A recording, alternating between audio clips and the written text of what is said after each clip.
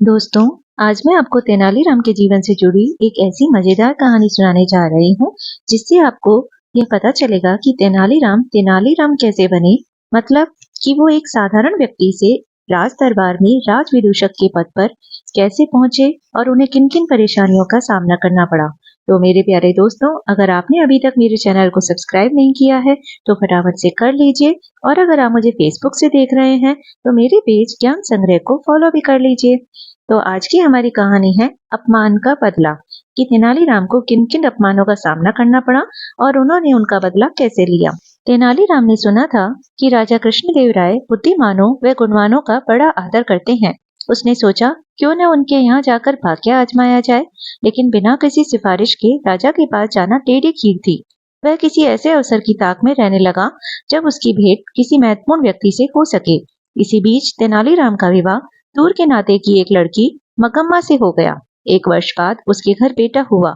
इन्हीं दिनों राजा कृष्णदेव राय का राजगुरु मंगलगिरी नामक स्थान गया।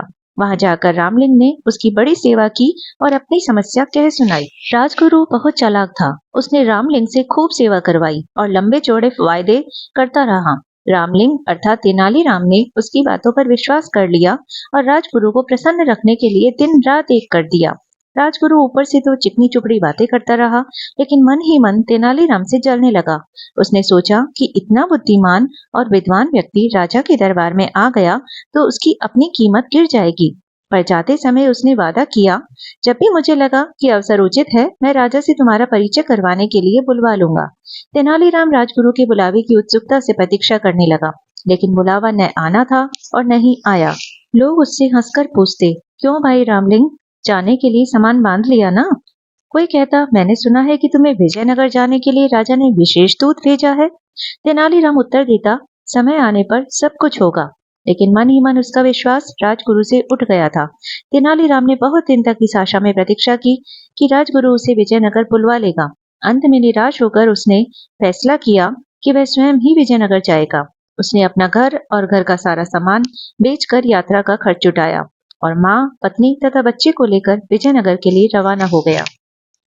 यात्रा में जहाँ कोई रुकावट आती, तेनालीराम राजगुरु का नाम ले लेता।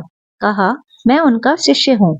उसने माँ से कहा, देखा, जहाँ राजगुरु का नाम लिया मुश्किल हल हो गई। व्यक्ति स्वयं चाहे जैसा भी हो, उसका नाम ऊंचा हो तो सारी बाधाएं अपने आप दूर होने लगती हैं। मुझे भी अपना नाम बदलना ही पड़ेगा। राजा कृष्णदेव राय के प्रति सम्मान जताने के लिए मुझे भी अपने नाम में उनके नाम का कृष्ण शब्द जोड़ लेना चाहिए। आज से मेरा नाम रामलिंग की जगह रामकृष्ण हुआ।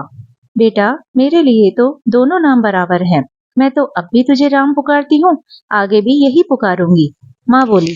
कोड़वीर नामक स्थान पर तेनालीराम की भेंट वहाँ के राज्य प्रमुख से हुई, जो विजयनगर के प्रधानमंत्री का संबंधी था।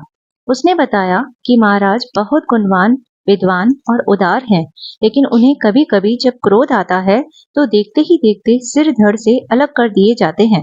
जब तक मनुष्य खतरा मोल न ले वह सफल नहीं हो सकता। मैं अपना सिर बचा सकता हूँ।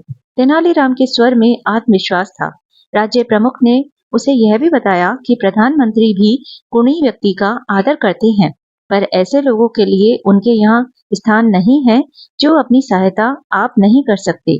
4 महीने की लंबी यात्रा के बाद तेनालीराम अपने परिवार के साथ विजयनगर पहुंचा। वहां की चमक दमक देखकर वो दंग ही रह गया। चौड़ी चौड़ी सड़कें, भीड़ भाड़, हाथी घोड़े, सजी हुई दुकानें और शानदार इमारतें, यह सब उसके लिए नई चीजें थी। उसने कुछ दिन ठहरने के लिए वहां एक परिवार से प्रार्थना की।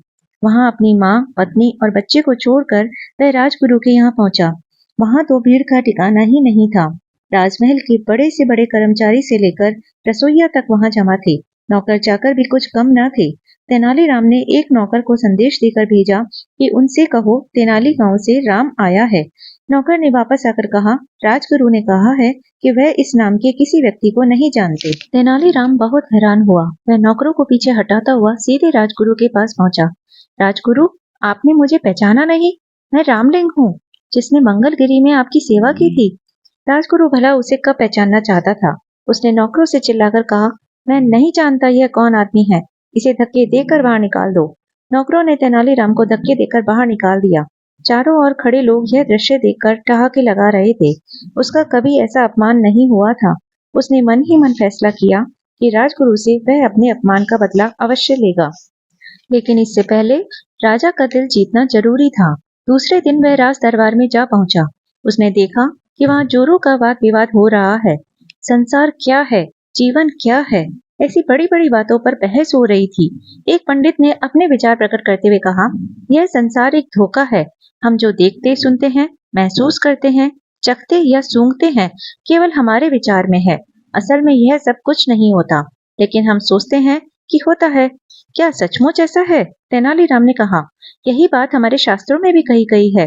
पंडित जी ने थोड़ी ऐंठ दिखाते हुए हैरान होकर पूछा, और सब लोग चुप बैठे। शास्त्रों ने जो कहा वह झूठ कैसे हो सकता है? लेकिन तेनालीराम शास्त्रों से अधिक अपनी बुद्धि पर विश्वास करता था। उसने वहां बैठे सभी लोगों से कहा, यदि ऐसी बात है तो हम क्यों न पंडित जी के इस विचार की सच्चाई जांच लें। हमारे उदार महाराज की ओर से आज दावत दी जा रही है, उसे हम जी भर के खाएंगे।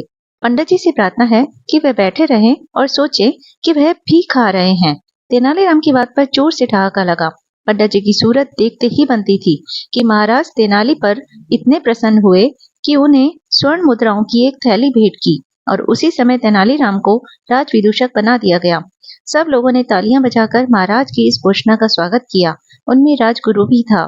तो मेरे प्यारे दोस्तों, अगर आपको यह कहानी अच्छी लगी हो तो प्लीज आप इसे ज्यादा से ज्यादा लाइक और शेयर कीजिए।